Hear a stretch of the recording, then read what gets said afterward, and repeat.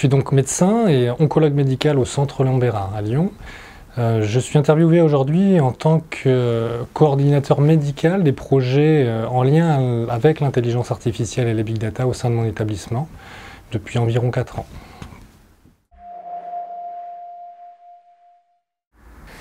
Alors, l'intelligence artificielle en cancérologie est l'utilisation pratique au Centre Léon Bérard. Oui, l'intelligence artificielle est utilisée au Centre Léon Bérard, mais pas comme on peut l'imaginer. Pas sur des diagnostics en 1 seconde, pas sur des définitions de traitement en 1 seconde. C'est-à-dire qu'aujourd'hui, l'intelligence artificielle est utilisée essentiellement sur des programmes de recherche et pour lesquels il faut faire la distinction entre l'imagerie numérique avec la radiologie, l'anatomopathologie, la dermatologie, et on a au Centre Léon Bérard des programmes de recherche très importants sur la radiologie et l'anatomopathologie avec l'interview du professeur Galotto que vous pourrez voir dans une autre vidéo. On va avoir des travaux de recherche qui vont se porter sur l'analyse des dossiers médicaux informatisés avec des outils de fouille de données qui va te permettre de repérer des situations cliniques pertinentes ou des événements cliniques liés à des traitements de manière intéressante. Et ça, c'est un travail qui est porté par Unicancer, qu'on appelle le projet Consort. Et le troisième élément, ce sont les données génomiques, ces données du génome de la tumeur, essentiellement, mais on peut aussi imaginer du patient. Ces données génomiques, le volume de ces données explose grâce au séquençage essentiellement. Et le travail de l'intelligence artificielle, ça va être de se dire quelle est la pathogénicité des gènes mis en évidence, c'est-à-dire est-ce qu'elles sont réellement responsables du développement du cancer, est-ce qu'elles sont réellement responsables de cette prolifération, et si oui, est-ce qu'on a des traitements qui vont pouvoir permettre de les cibler pour traiter le cancer dans sa globalité. L'enjeu pour le développement de ces algorithmes, ce développement de ces modèles prédictifs de réponse ou de diagnostic, va être de ne pas créer un effet boîte noire. C'est-à-dire savoir sur quelles données sont utilisées pour la création du modèle, pour sa validation, vous savez, il faut plusieurs corpus, et l'enjeu va être là-dessus.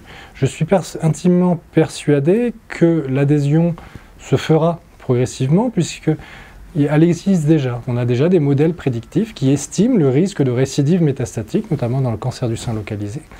Ce sont des signatures moléculaires qui sont utilisées dans la pratique clinique et qui permettent de définir si oui ou non une patiente peut bénéficier de la chimiothérapie.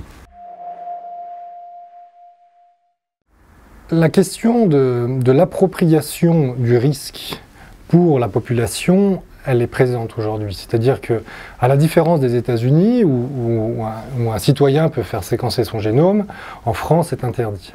C'est interdit dans le sens où nous n'avons pas encore mis l'organisation. C'est-à-dire qu'il n'est pas envisageable, à mon sens, qu'un citoyen lambda reçoive un compte-rendu dans sa boîte aux lettres ou sur son adresse mail en disant « vous avez 80-90% de risque de développer un cancer dans X années ». L'organisation devra être faite, passant par soit des plateformes de coordination, soit par les médecins traitant des patients, pour essayer d'approprier au mieux ce risque qui est individuel, c'est-à-dire qu'on précise un risque, c'est important de le comprendre, et le risque va être individuel, et la compréhension de ce risque va être également individuelle. On n'aura pas la même vision pour une personne, 10% de risque c'est important, alors que ce n'est pas du tout pour une autre personne.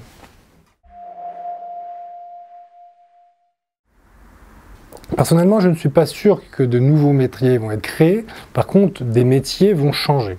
Les professions médicales qui risquent de changer dans les 5 à 10 prochaines années, ce sont les spécialistes de l'image, les radiologues, les dermatologues, les anatomopathologistes.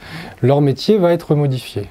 L'intelligence artificielle va aider sur le diagnostic des cas les plus faciles et les cas complexes resteront du domaine médical et du coup, surtout, l'ensemble restera de la responsabilité du médecin.